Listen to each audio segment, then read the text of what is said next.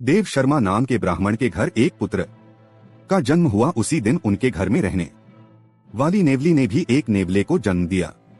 देव शर्मा की पत्नी दयालु स्वभाव की थी, इसलिए उसने नेवले के बच्चे को भी अपने पुत्र के समान प्यार और स्नेह से पाला।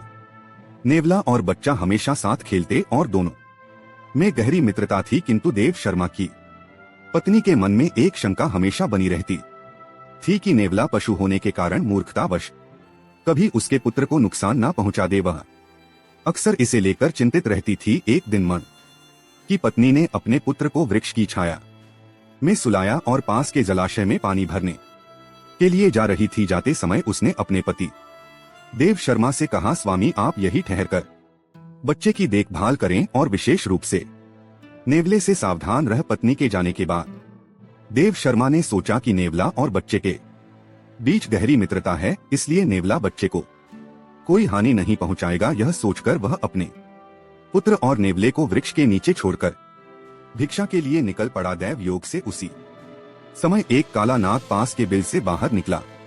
नेवले ने नाग को देखा और डर गया कि कहीं यह उसके मित्र को दस ना ले। नेवले ने अपनी सारी ताकत और हिम्मत लगाकर सांप पर हमला कर दिया। दोनों के बीच जोरदार लड़ाई हुई।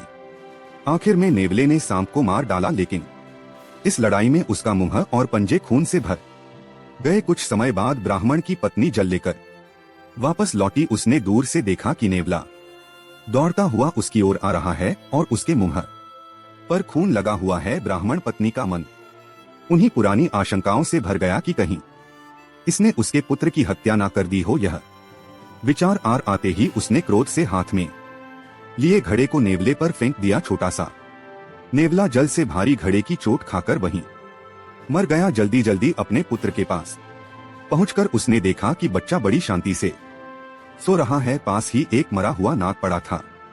यह देख ब्राह्मण की पत्नी को सारी सच्चाई समझ में आ गई। वह पछतावे से रोने लगी और अपने मूर्खतापूर्ण कार्य के लिए